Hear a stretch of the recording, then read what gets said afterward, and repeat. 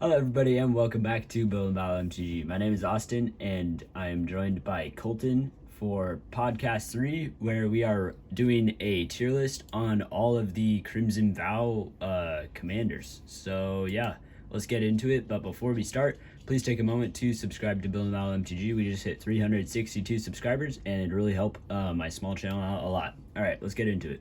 So the first commander we are going to be going over is Anya, Maid of Dishonor. So for 2, a black and a red, we get a 4/5 vampire that says whenever Anya or one or more other vampires enter the battlefield under your control, create a blood token.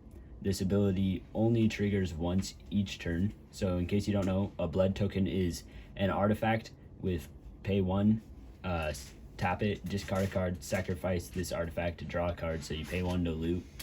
And then for 2, you can sacrifice another creature or a blood token. Each opponent loses 2 life and you gain 2 life. Alright, so like the ability to... So I don't think blood tokens are that great on their own, do you? No. Yeah, so like paying 1 to loot, it's okay. It's not horrible. You can do like a graveyard strategy with that. Madness, there's madness vampires.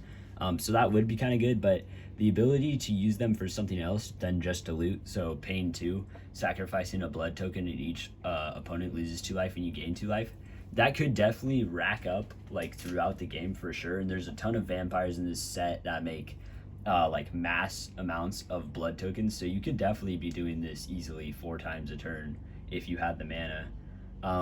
So yeah, that part's pretty good. What do you think, Colton? I don't think it's that great. This is a mass token creation strategy because there's better vampire tribal decks. So it's like Togo with the rock tokens, that kind of thing where you're running your Inspiring Statuary and your Gearport Ether Grid, I think that's how you pronounce it, where you just make a lot of artifacts and new things with them. You were right about the Madness deck, but then the original Anya, I think, is a better Madness commander. Oh yeah. So it doesn't... The blood token strategy, because this is the only time they've ever been printed, I just don't think it's that good. I agree. Like you might, maybe you could do something with like the artifacts, but overall I think there's way more powerful commanders in this set. Okay, so Well, and one last thing, if you're gonna do something with the artifacts, why not do Togo with the rock tokens? Because he has partner, you can partner him with any green commander. yeah. And then since it's whenever land enters the battlefield under your control, you make more rocks with Togo than you do blood counters with Anya. All right, so what are you thinking? I'm thinking C or D? I'm thinking D. Alright, then we'll go D tier. All right, yeah, D tier for Anya. Next up is Dorothea, Vengeful Victim. 1 white, 1 blue for a spirit. It's a 4/4 flyer. When Dorothea attacks or blocks, sacrifice it at the end of combat with Disturb for 1 white, blue. And when it flips, it's a enchantment aura, enchant creature. Enchanting creature has, whenever this creature attacks, create a 4/4 white spirit creature token with flying that's tapped and attacking. Sacrifice that token at the end of combat. And if Dorothea's retribution would be put into a graveyard from anywhere, exile it instead. Okay, so I think this card's horrible for a commander. Yes. Yeah, but I guess let's explain why. So the front side, a 2-drop 4/4 flyer, like that's good, but you have to sacrifice it after it attacks or blocks. So I mean, you kind of do want this in your graveyard, I guess, to flip it over. So for Disturb 3, you're enchanting one of your creatures. So you're basically putting an aura. Yeah, you're putting an aura on it that says whenever this creature attacks, make a 4/4 white spirit that's tapped and attacking, sack it at the end of combat. For a commander, that just seems like a really narrow ability. Normally you build your deck off your commander, but this is literally just like an aura. It could be literally any other aura in your deck. Now in the 99, yeah, sure, this card is pretty good. But definitely not as a commander. There's just not much to say about it. It sucks. It's not powerful, and it's not... For some people, this could be fun, but it's just go wide, tokens. There's better commanders for go white tokens. Oh yeah, there's a better commander in this set for go white tokens. Yeah. I mean, if you really want to do Azorius, I think is blue-white Azorius tokens. I mean, I guess. But I think the card is Geist of St. Clair or something like that. That does like the exact same thing as this, but better from an older set, and it's not that expensive. So, bad card, like Austin said. Yeah. D or F. We're gonna go ahead and put this in F tier, because that's just what a horrible commander. Yeah.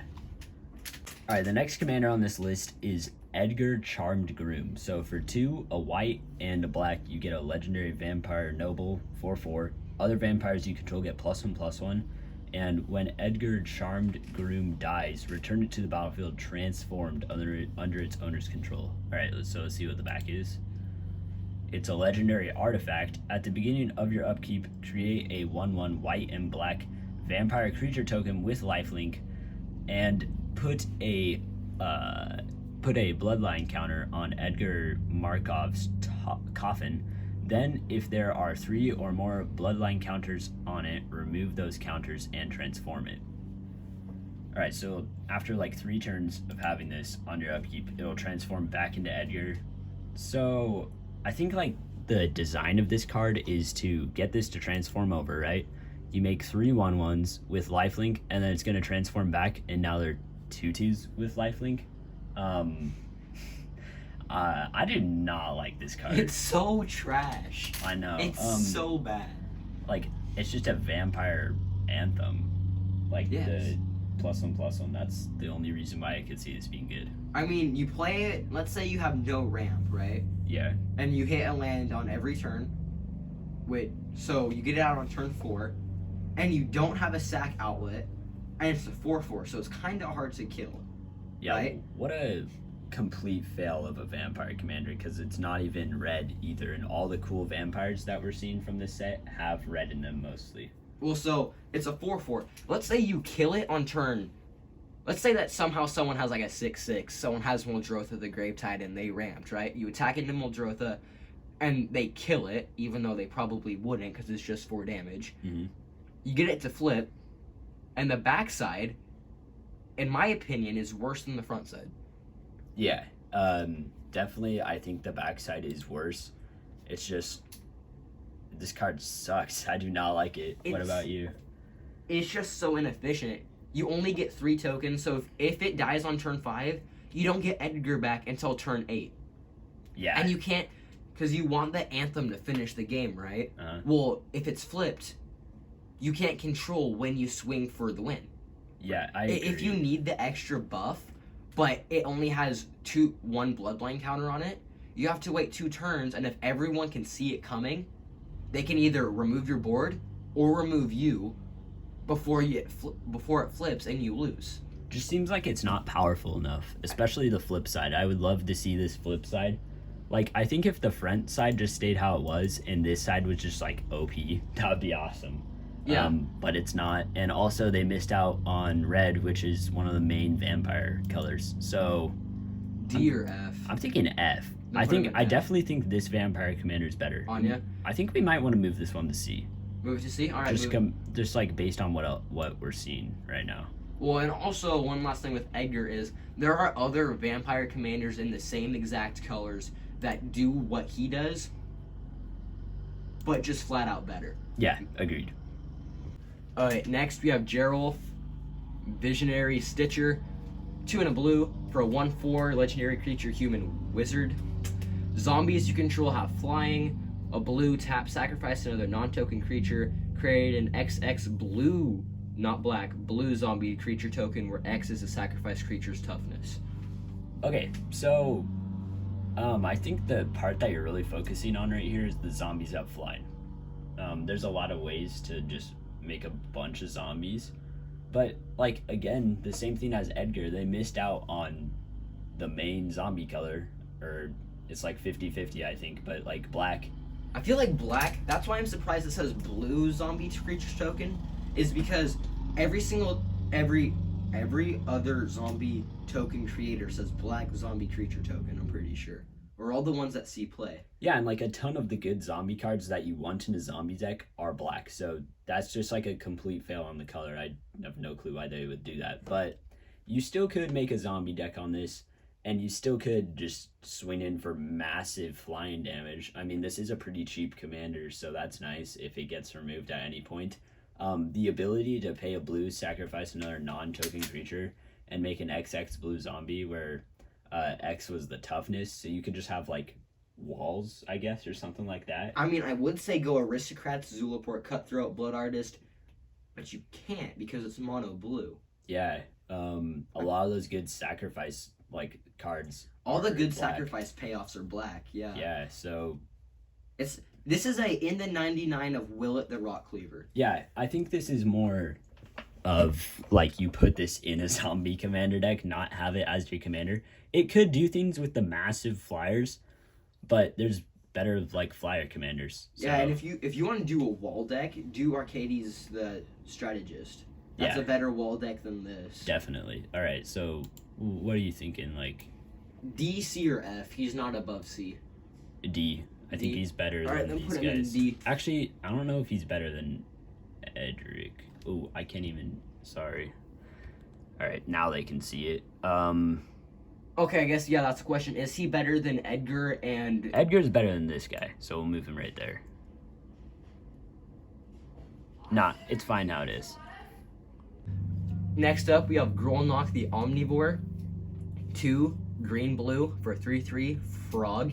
Whenever a frog you control attacks, mill 3 cards. Whenever a permanent card is put into a graveyard from your library, exile it with a croak counter on it. You may play lands and cast spells from among cards you own in exile with croak counters on them. All right, so, are there a lot of like frogs in Magic? Cause not really, right? No, and the ones that are in Magic are all trash. I mean, the Gitrog monster is really good, but it's not in this color. There's Spore Frog, but you're not going to be attacking with that, really.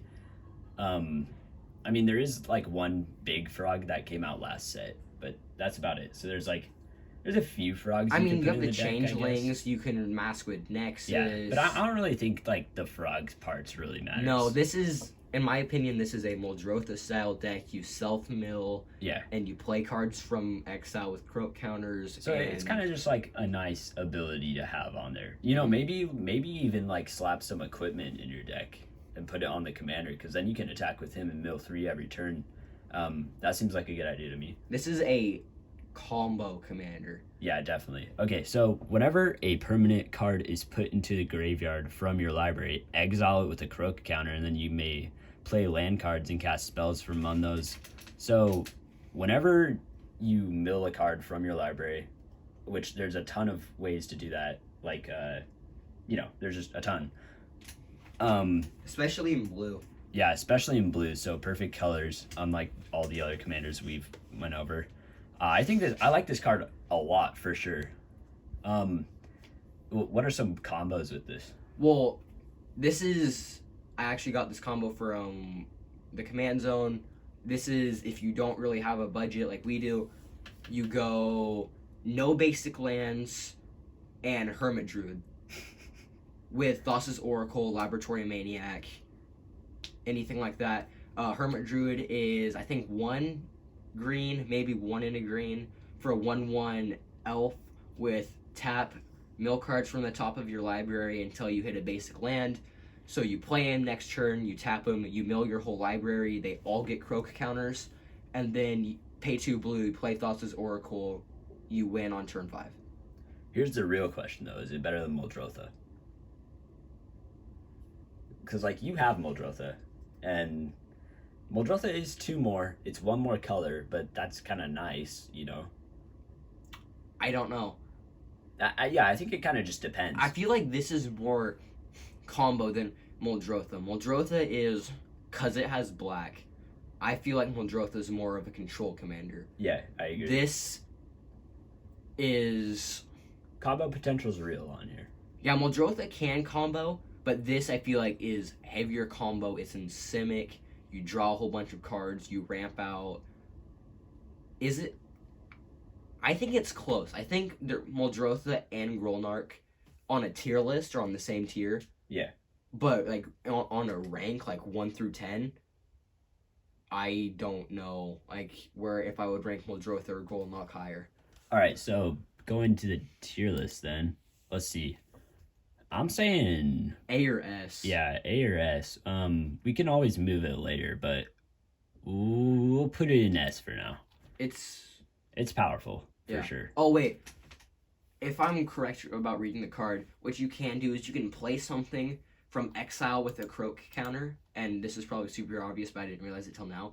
Let's say you play a card from exile with a croak counter, it dies, it goes to your graveyard, Grolnock re-exiles it so you can replay it again. Yeah, you could do that. So it's constant reanimation. Yeah, that's nice. All right, the next card is Helena and Elena, partners.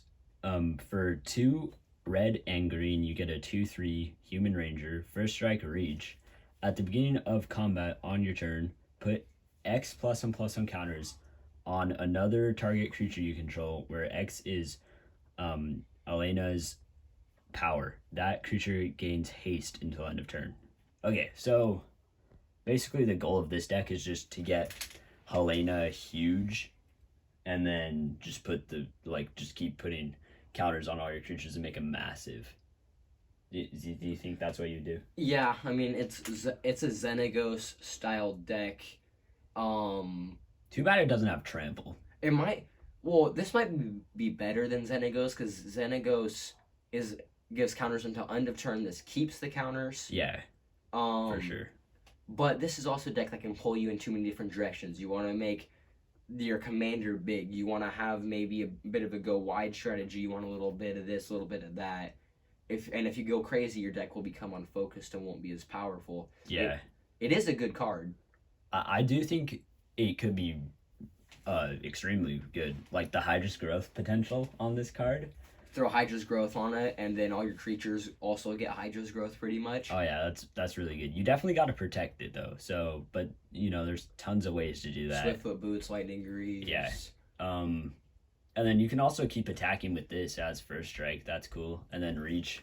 I do think they should have put like another key ability on here, maybe trample or even like vigilance, because it has reach, so you can attack and have a flying blocker. But even if you just give this trample and then just make it huge, like colossification on here, could you imagine? Yeah. Another direction you could take the deck is, I know your favorite mechanic, Infect. Oh, dude. Go Secret Commander with Finn the Fanebearer, run a whole bunch of death touch stuff, creature tutors, the bunch of Infect creatures, get your Infect creatures huge, buff up Anya and Elena. Yeah, dude, you could. Go in with Infect. I mean, red has like 2 Infect creatures, but green, you would have enough potentially. One, especially if, like I said, you run Secret Commander with Finn the Fangbearer, and then find all the creature tutors you can find. Worldly Tutor, I know it's expensive, but like Worldly Tutor and stuff like that to get Finn into your hand. To it. And then find a way to protect Finn. Swiftfoot boots, lightning greaves, like we said before. Yeah, the Infected could be really interesting with this.